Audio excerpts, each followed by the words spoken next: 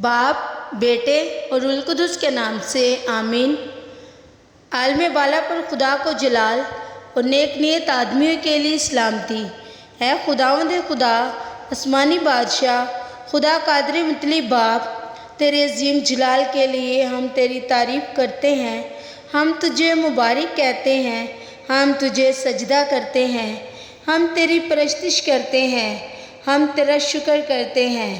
اے خدا کے اکلوتے بیٹے یسوع مسیح، اے خداوند خدا، خدا کے بڑے باپ کے بیٹے، تو جو جہان کے گناہوں کو اٹھا لے جاتا ہے، ہم پر رحم کر۔